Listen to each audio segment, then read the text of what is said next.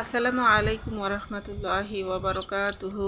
Welcome back to my channel. আমার প্রিয় প্রিয় আপু এবং ভাইয়ারা, আপনারা সবাই কেমন আছেন? নতুন আরেকটি ভিডিওতে আপনাদের সবাইকে আবারও স্বাগত জানাচ্ছি। আশা করছি মহান আল্লাহ তালার অশেষ রহমতে আপনারা সবাই ভালো আছেন। আমরাও আলহামদুলিল্লাহ মহান আল্লাহ তালার অশেষ রহমতে সবাই ভালো আছি। তো আজকের ভিডিওটা আমি আমার ছাদ বাগান থেকে শুরু করেছি, আর আমার প্রত্যেকটা ভিডিও তো আমি ছাদ বাগান থেকে শুরু করি, কারণ এটা আমার সবথেকে ভালোবাসার এবং পছন্দের একটা জায়গা। আর এখানে আসলে আমার একটা অন্যরকম শান্তি অনুভূত হয়। তো যাই হোক, এখন এই যে আমি সকালে নাস্তায় আমার মেয়েকে নুডলস রান্না করে দিচ্ছি। তো আমার মেয়ে নুডলসটাই পছন্দ করে বেশি, তো এই কারণে ওকে ডিম দিয়ে নুডলস রান্না করে দিচ্ছি। তো ও নুডলসটা খেয়ে নিবে, আর তারপরে আমি সকালে নাস্তা তৈরি করব। তো সকালের নাস্তায় আজকে থাকবে হচ্ছে গরুর মাথা ভুনা করব। তো গরুর মাথা রান্না করব, আর সেই সাথে পরোটা তৈরি করব। তো এইগুলোই আজকে আমাদের সকালের নাস্তা। তো আমার মেয়ে তো আসলে পরোটা তেমন খেতে চায় না, তো এই কারণে ওর জন্য নুডলসটা আর কি আগে রান্না করে দিচ্ছি।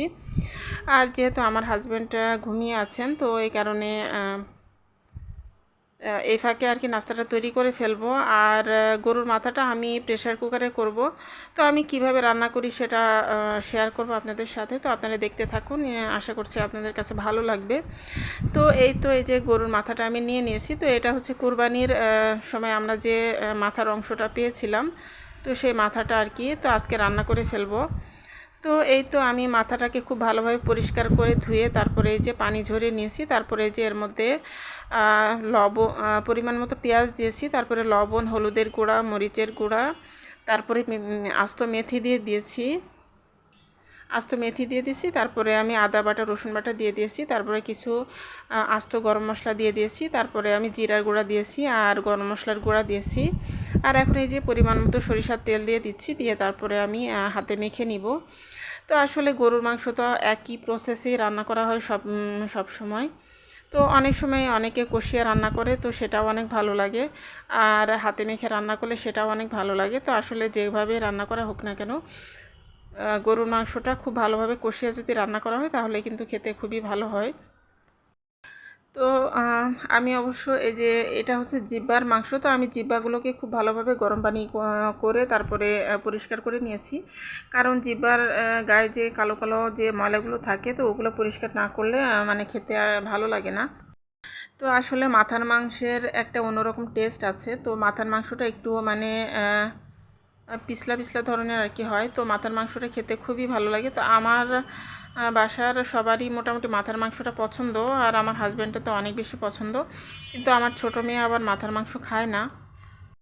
তো এই কারণেই ওর জন্য আমি সকালবেলা নুডলসটা রান্না করে দিয়েছি। তো ওটা দিয়ে ও নাস্তা করে নিবে। আর আজকে হচ্ছে শুক্রবার, তো এটা হচ্ছে শুক্রবারের ভিডিও। তো শুক্রবার সকালবেলায় এটাই ছিল আমাদের নাস্তা। তো আমি মাথার মাংসটাকে খুব ভালোভাবে হাত দিয়ে ম্যারিনেট করে নিয়েছি। তো অনেকক্ষণ ধরে আমি হাত দিয়ে সব ধরনের মশলার সাথে ভালোভাবে মেখে নিয়েছিলাম। নিয়ে তারপরে এখন এই যে আমি বসিয়ে দিয়েছি। তো এখন এই যে আমি একটু পরপর ঢাকনা খুলে খুলে মাংসটাকে খুব ভালোভাবে নাড়াচাড়া দিয়ে কষিয়ে নিব। আর এভাবে করে খুব ভালোভাবে কষিয়ে তারপরে যখন একদম ঝোলটা টেনে আসবে আর তেলটা উপরে উঠে আসবে, তখন আমি ঝোলের পানিটা দিয়ে দিব। তো ঝোলের পানিটা দেওয়ার পরে আমি প্রেশার কুকারে আর কি সব কিছু আর কি দিয়ে দিব। তো মাংসটাকে প্রেশার কুকারে দিয়ে দিব। তো প্রেশার কুকারে না দিলে দেখা যাবে যে এই মাংসটা সিদ্ধ হতে অনেক বেশি দেরি লাগবে। তো এতটা সময় আসলে ছিল না। আর যেহেতু এটা মাথার মাংস, আর অনেক বেশি শক্ত থাকে আর অনেক বেশি হাড্ডিগুড্ডি থাকে, তো এইগুলো প্রেশার কুকারে দিলেই দেখা যাবে যে খুব সুন্দর নরম হয়ে যাবে, আর তখন খেতেও অনেক সুবিধা হবে। আর তাছাড়া যেহেতু সকালে নাস্তায় তৈরি করতেছি, তো দেখা যাবে যে সকালের নাস্তা করতে না হলে দেরি হয়ে যাবে। 2-3 ঘন্টা যদি আমি চুলায় বসিয়ে রাখি, তাহলে দেখা যাবে সকালে নাস্তাটা করতে অনেকটা দেরি হয়ে যাবে। তো এই যে আমি খুব ভালোভাবে কষিয়ে তারপরে প্রেশার কুকারে দিয়ে দিয়েছি।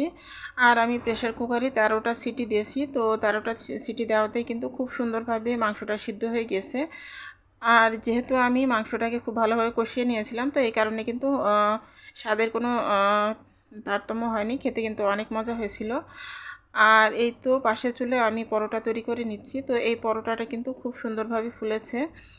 আর আমি আজকে গোল গোল করে করে নিচ্ছি। তো যেহেতু তাড়াহুড়ো ছিল, তো এই কারণে আমি আর কি চারকোনা করে আর পরোটা করিনি।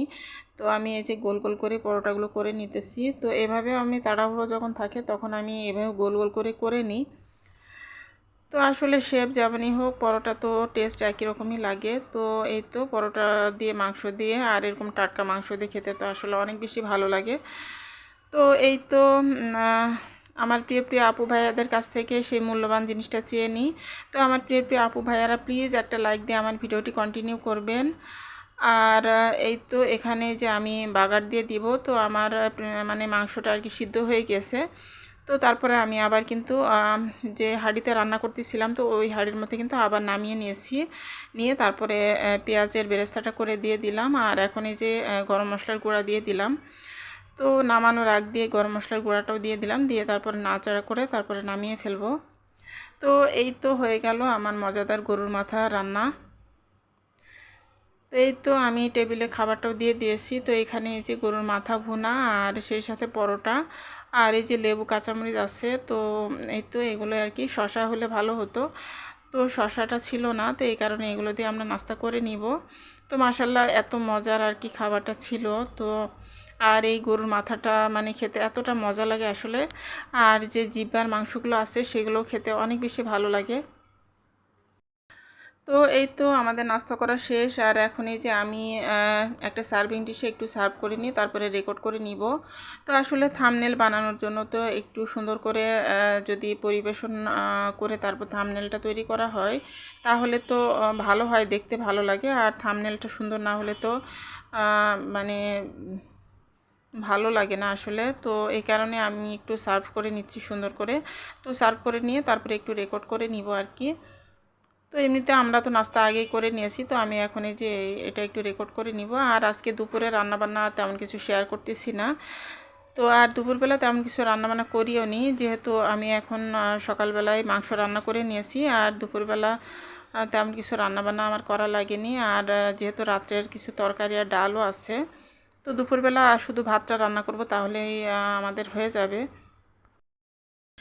তো এই তো আমার তৈরি হয়ে গেল মজাদার গরুর মাংসের মাথা ভুনা। তো এই তো আমি এখন এই যে সুন্দর করে একটু সার্ভিং ডিশে সার্ভ করে নিলাম। আর এই তো দেখুন, দেখতে অনেকটাই কিন্তু লোভনীয় লাগছে, আর খেতেও কিন্তু মাশাআল্লাহ অনেক মজা হয়েছিল।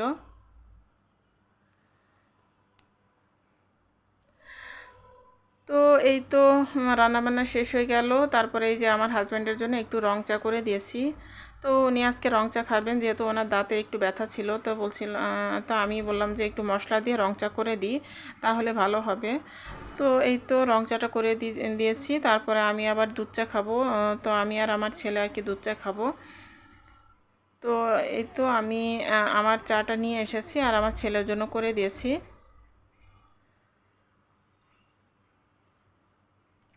তো আসলে সকাল সকাল যদি রান্নাবান্না হয়ে যায়, তাহলে কিন্তু দিনের মানে দিনটা অনেক বড় মনে হয়, আর দিনটা কিন্তু অনেক ফ্রিভাবে কাটানো যায়। আর অন্যান্য বাড়তি কাজকর্ম যদি থাকে সেটাও করা যায়। তো আসলে আমার আজকে শুক্রবারে কিন্তু আমার জন্য অনেক বেশি ভালো হয়েছে। আর তাছাড়া শুক্রবারে তো যেহেতু মার্কেটে গিয়েছিলাম, তো আমরা দুপুরবেলা মানে লাঞ্চ করে তারপরে বের হয়ে গিয়েছিলাম। আমি, আমার হাজব্যান্ড আর আমার ছোট মেয়ে, তো আমরা তিনজনই আর কি গিয়েছিলাম। তো আমরা গিয়েছিলাম হচ্ছে একটা মার্কেটে। তো সেটার ভিডিও আমি পরে দিব। তো মার্কেটের নাম হচ্ছে মতিঝিল হলিডে মার্কেট। তো ওইখানে আর কি গিয়েছিলাম। তো ওইখানে নাকি সস্তায় অনেক কিছু পাওয়া যায়, কিন্তু আসলে অতিরিক্ত ভিড় ছিল। ভিড়ের কারণে কিন্তু তেমন কিছু আর কি কিনতে পারিনি, প্রচণ্ড ভিড়। আর ভিড়ের মধ্যে ক্যামেরা বের করে মানে ভিডিও করাটা তো অনেক বেশি মানে কঠিন হয়ে যায়। তো হালকা হালকা কিছু ভিডিও আর কি করেছি। তো নেক্সটে দেখি সেগুলো আর কি শেয়ার করব। আর এখন এই যে সন্ধ্যার পরে, তো সন্ধ্যার পরে আমি আমার গাছ থেকে যে পেয়ারা পেড়েছিলাম, তো সেখান থেকে একটা পেয়ারা যে কেটে নিচ্ছি। তো দেখুন মাশাল্লাহ কতটা সুন্দর, পেয়ারার ভেতরটা একদমই লাল, আর খেতে যে এতটা মজা, মাশাল্লাহ অনেক মজা এই পেয়ারাগুলো খেতে।